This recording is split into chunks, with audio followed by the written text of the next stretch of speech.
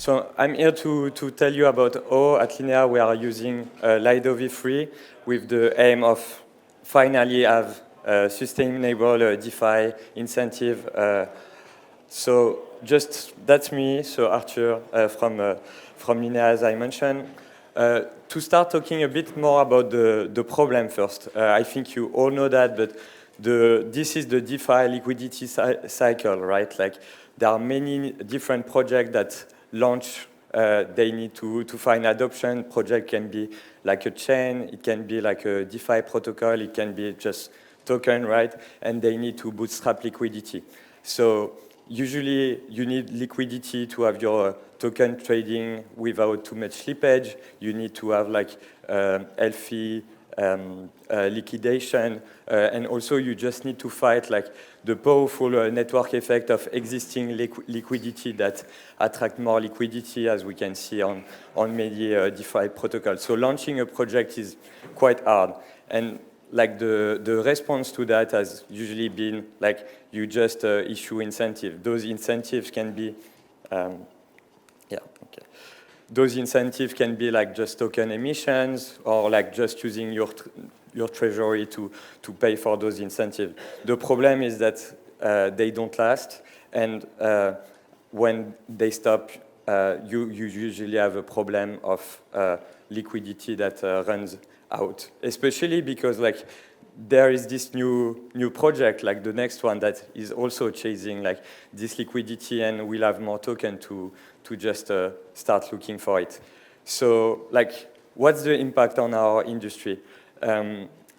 My personal take is that at the end of the day, like the loser are the end user. The UX is really not great. You need to start like hopping from protocol to always chase that extra yield. That's just like a poor UX, and we will not onboard like the world with like these use cases. And at the end of the day, like the sophisticated actors are the one winning because they have the infrastructure to just profit from this. So if we want mass adoption, we need to find like more sustainable incentive. So how do we break the cycle? Our proposal on Linea is this native yield that is powered by Lido V3 to have sustainable reward and sticky liquidity. The TLDR is that we convert idle ETH that are sitting on the bridge into a productive asset that is staked. The bridging UX stays unchanged. User bridge ETH, they receive ETH on the chain. Same thing when they goes back, there is no additional delay. One specific thing about it is that the staking rewards are used to incentivize DeFi, and I will talk a bit more why. So as the end user, you don't get this staking yield, but you benefit in multiple ways. The first one is that you get better trading execution because there are more liquidity on the protocol. So as I mentioned, cheaper borrowing, also be better yield if you are using the vaults or just want to provide liquidity yourself. The liquidity provider get competitive yield, and they can stop constantly rebalancing and looking for this over yield, and you just set it and forget your assets. What I'm also very excited is like the DeFi protocol that old or new are launching on the chain, and they can easily bootstrap their liquidity, retain it, it's sticky, and so with liquidity you have just a better UX, more users, and at the end of the day more revenue, and you have a sustainable growth model. It's also true for all the dApps, all the token issuers that are launching on the chain, because you can bootstrap your liquidity without this inflation of fees. You can compete more easily with established protocol, and you just build on also the solid foundation of Linea ZK rollup. On the Linea side, like it's just a full positive sum economics. As I mentioned, liquidity creates better execution. It attracts more volume, which create more fees for the liquidity provider and attracting as well more liquidity. And on the Linea side, we get more activity.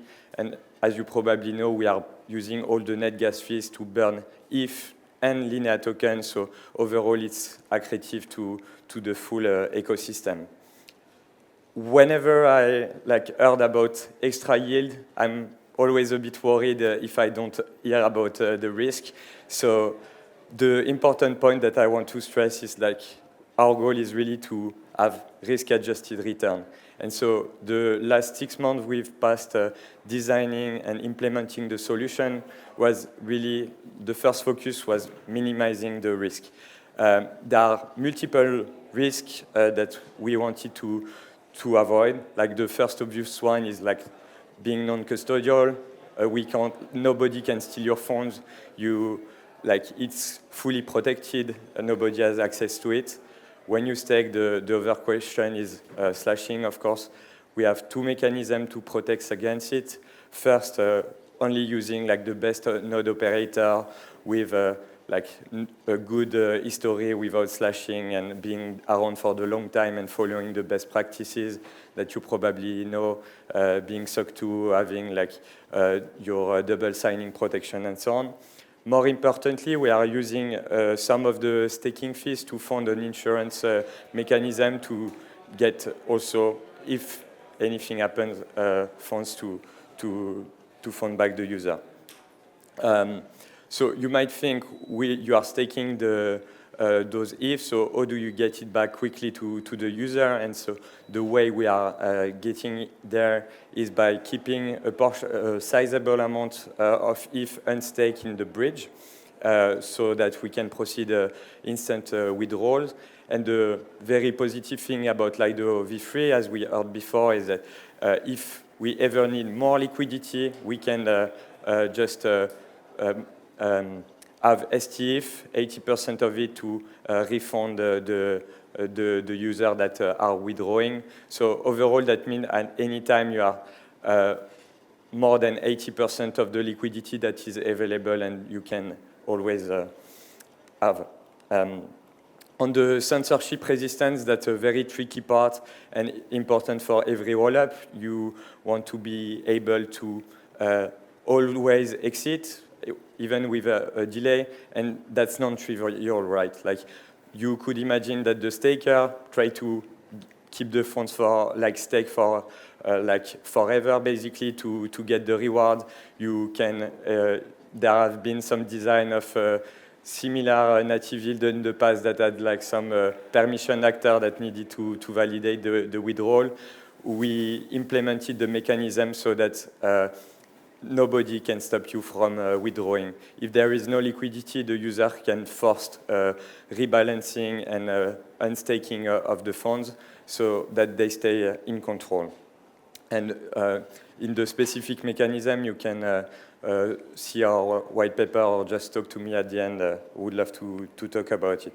Last thing was governance attack protection. Lido is very decentralized governance. There is this double governance as well, but still we, as a rollup, we want to mitigate most of the dependency, and so our security council has the ability to block Lido governance upgrade if there was any time an issue with it. So what's next? We plan to launch in January. That will be the first step of the plan. After that, we will look at further decentralize the staking. We are exploring multiple options, DVT, multiple vault, and so on. And the last stage where we need more iteration is also to work on the design to make it compatible with L2-bit stage 2. So yeah, that's the presentation. If you want to collaborate, please reach out to us. I would love to talk.